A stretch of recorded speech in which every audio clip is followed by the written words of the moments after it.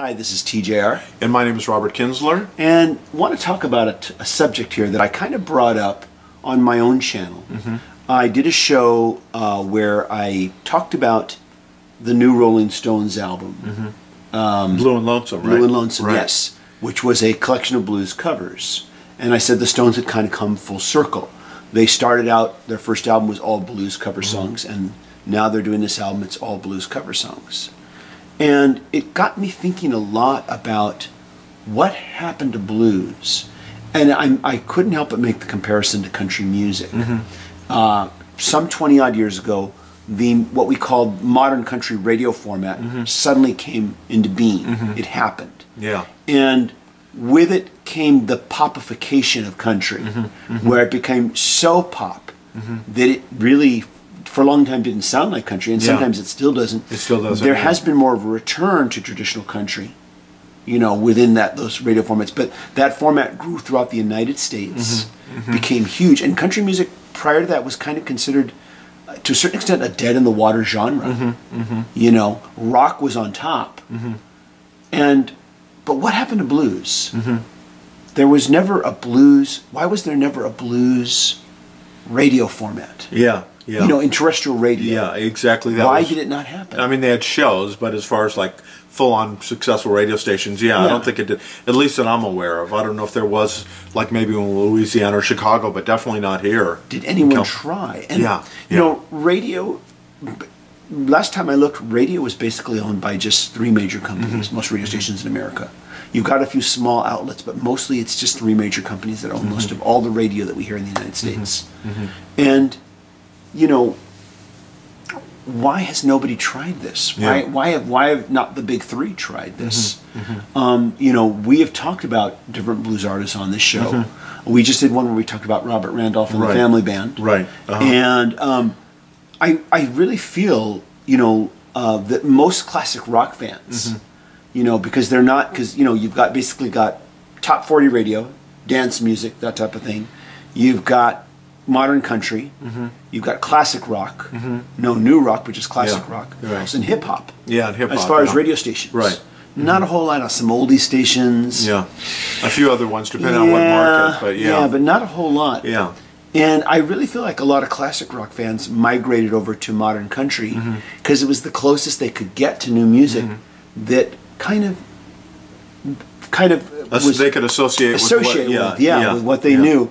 I do feel that a modern, you know, that if we had a contemporary blues stations, you know, that played artists like Joe Bonamassa, you know, you've talked about a lot. That classic rock fans would migrate to. I do too. Yeah, because they're going to be lured in by the musicianship, by the power, the guitar, obviously his guitar playing, the guitar, you know, his voice, you know, they're going to associate it with rock, and guys like Joe Bonamassa, Walter Trout, Jeff Healey. I mean, a lot of the artists over the years. Stevie Ray Vaughan obviously had an impact on classic rock and everything.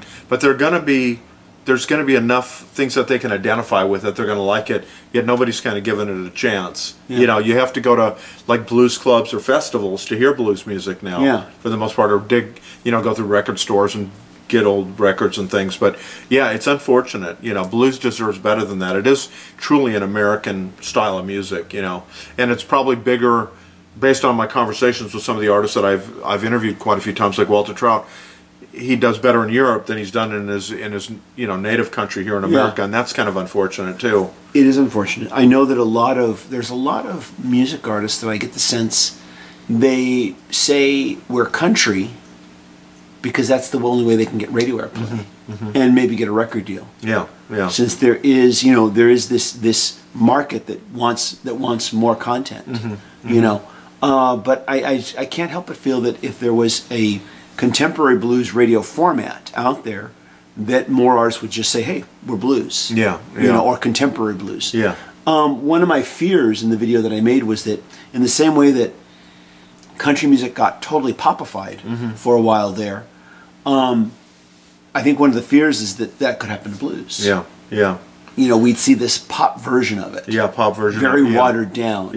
I would hope that doesn't happen. Let's hope not. It could. I suppose it could. You know, if the country genre is any example. But because you wouldn't have thought that happening in the country, and yet it did. And yet it did. And yeah. I remember when it did happen. What surprised me is that people didn't seem to notice it. Mm-hmm. You know, when I was listening to it, I said, "This sounds." In fact, some of it sounded more like blues than country. Mm-hmm. You know, you just simply had guys singing with a yodel, mm-hmm. wearing cowboy hats, but they were basically playing blues, or it was just straight out pop music. Mm-hmm. Mm-hmm. You know, but they're singing with a yodel. Exactly. Yeah. And other than that, you know, so I mean, I don't know what the equivalent. I can't picture what would the equivalent of that be for blues. Yeah, Would you have pop music with slide guitar? Wow, yeah, maybe with bottleneck guitar? Is that what you'd have? Pop music with bottleneck guitar? Yeah, or something like that. Yeah.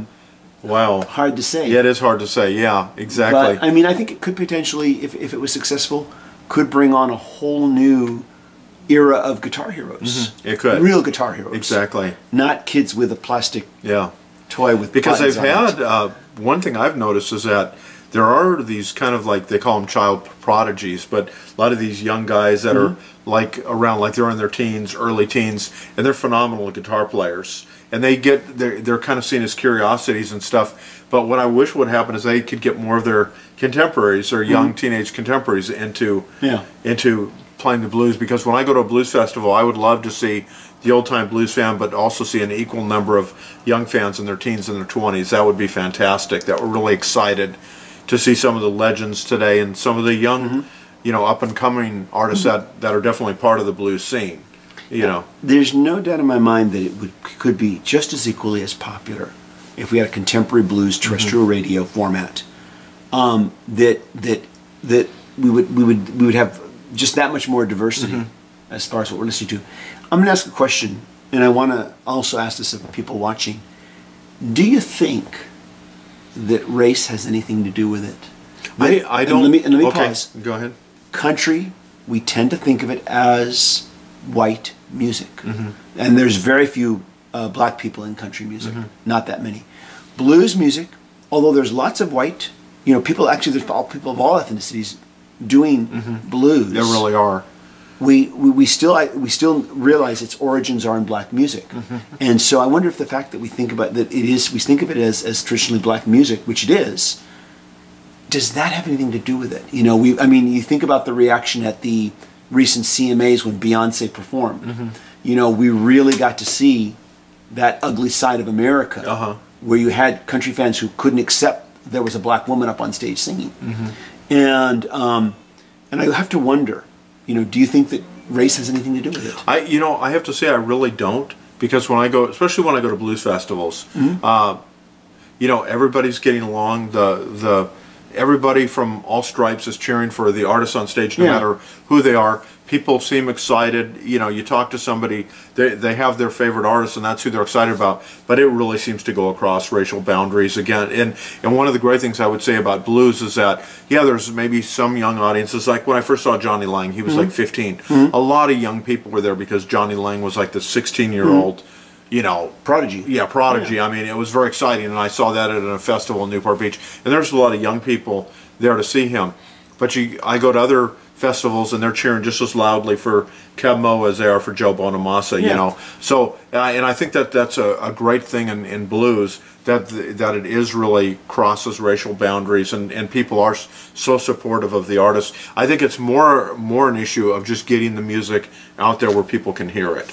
That question, I didn't really mean that to be posed towards the fans or even the music industry itself.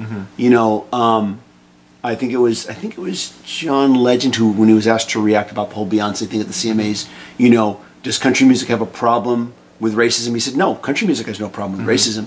America has a problem with racism, is what he said.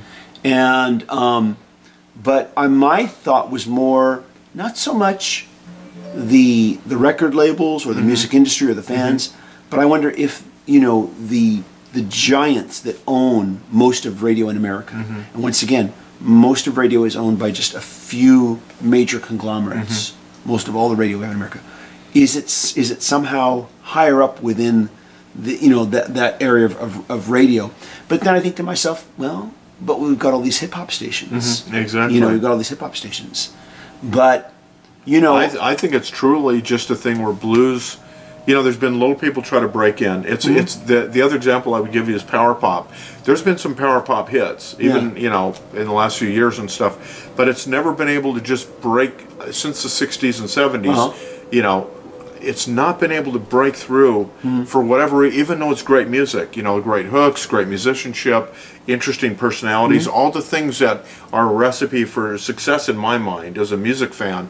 But they've just never, like you said, they've not had the platform, primarily radio or maybe a major video outlet, you know, network, to really champion this music. And I think that's more the problem, you know, for both those styles. Jazz, I think, is different, because I think jazz, just the intricacy of the music, it's almost like it's a little too sophisticated for the person that wants to be a casual listener.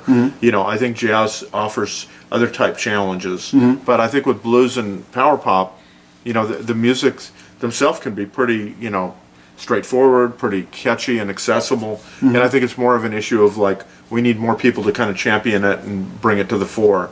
Well, I definitely agree that blues crosses racial lines, boundaries, and it's that kind of music. It just definitely does that. In ways that I haven't necessarily seen all other genres do as well. I think blues does it best. I mean, I've seen, you know, one band comes to mind. I love that band Indigenous. I don't know if they're still together, but they were comprised of Lakota Sioux from North Dakota. People, I don't think in Southern California there was too many Lakota Sioux Indians in the crowd. Everybody was cheering them on. I mean, that's great to see. I think blues fans are some of the best fans in the world. You know, they're just great fans. But like I'd say, this is more a plea. If somebody out there has any pull in the industry, maybe to get some blues on the radio so it doesn't die out. You know, I'd hate for the music to be forgotten or lost. I agree. We need a contemporary blues radio format that, you know, I think something that plays a lot of these modern contemporary artists, and what I would say maybe the people who helped found the contemporary blues, like people like Stevie Ray Vaughan, who at the time they came out were considered rock. Yeah, they were. You know? He definitely was. And like I said, so much of the modern blues, contemporary blues that we've talked about on this show would have been considered rock back in the 70s. Would have played on the FM rock stations. That's right. And at any rate, though, but yeah, hopefully if someone's out there listening, you know, I just feel like there's this untapped potential for radio success. And hopefully someone out there hears that. What do you think of this topic? We'd love to hear and read your comments, so please let us know. And if you haven't subscribed to the channel, please do so. And did you have anything else you wanted to say? I'm sorry. Not really, no. I think we kind of, I think we said it. Good. Just encourage other people to leave their comments, and if there's some, you know, especially some young up-and-coming blues artists that you know about, you know, definitely let us know or leave your feedback on them. Show them your support, too. Yeah, show them your support, definitely. This is TJR, and I want to thank you for watching. And I'm Robert Kinsler, and I also want to thank you for watching. We'll see you soon. Bye.